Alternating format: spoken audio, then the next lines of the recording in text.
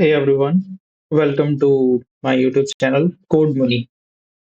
Okay, we are going to get started with the Docker from scratch to core hands-on implementation.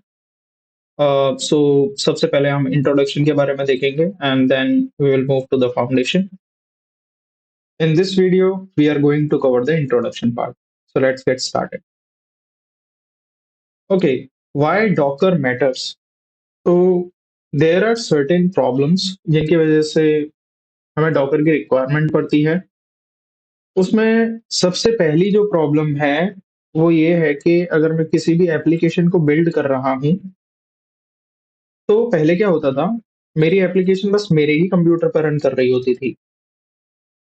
अ, लेकिन अगर मैं उस application को server पर डिप्लॉय करूँ या फिर किसी और कंप्यूटर पे टेस्ट करूँ, तो वो एप्लीकेशन एरर थ्रो करती थी।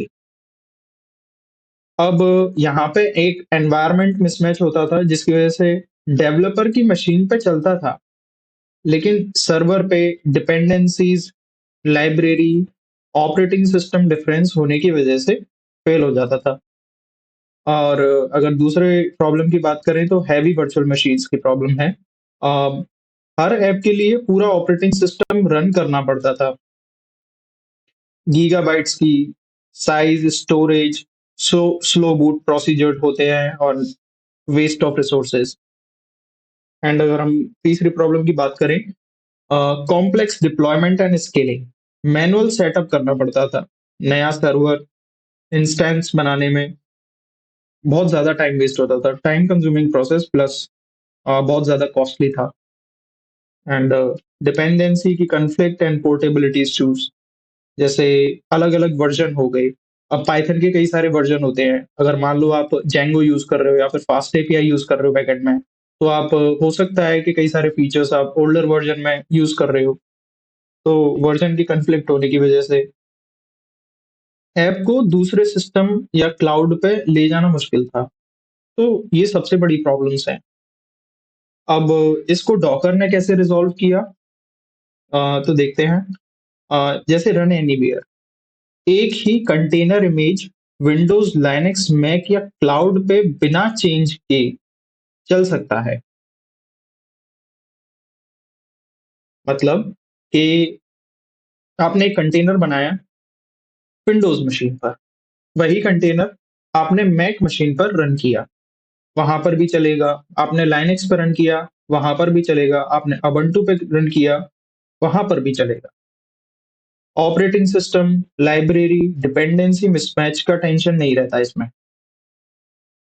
अगर हम बात करें बिल्ड फास्टर की, तो लाइट वेट इमेजेस से ऐप और डिपेंडेंसीज के साथ पैकेज हो जाती है।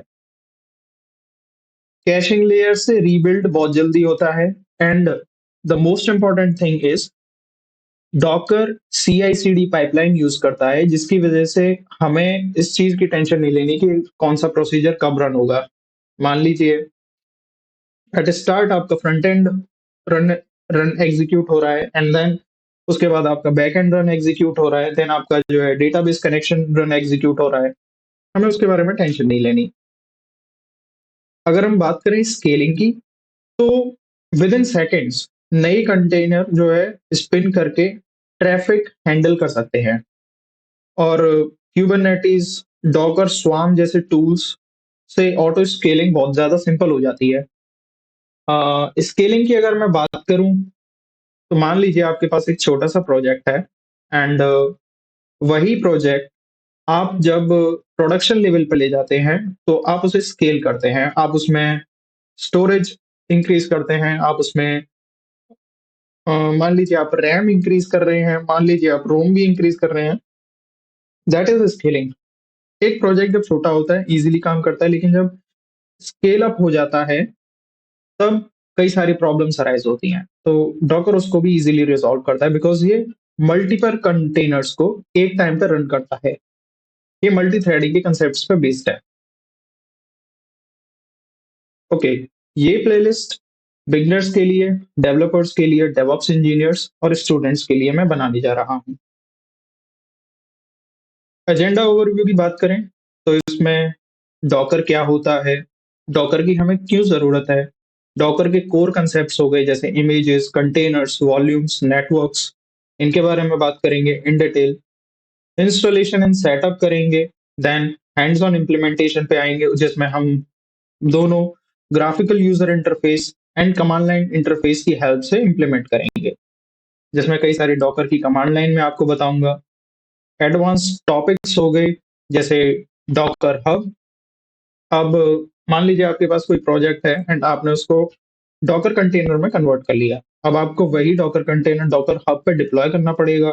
देन उस डॉकर हब से आप किसी अदर मशीन पे उस इमेज को इंस्टॉल करेंगे, देन उसको वहां पर रन करके देखेंगे। रियल वर्ल्ड यूज केस, इसमें 5 से 6 प्रोजेक्ट्स मैं आपको हैंड्स ऑन कराऊंगा, जिसमें मैं आपको बताऊंगा कि कैसे आप कंटेनर क्रिएट कर सकते हैं, कैसे आप इमेजेस क्रिएट करते हैं, कैसे आप एप्लीकेशन को डिप्लॉय करते हैं within a container, and then wrap up and next steps. Okay guys, I think आज के लिए इतना ही बहुत है, एंड मिलते हैं नेक्स्ट वीडियो में। Take care, bye, thank you.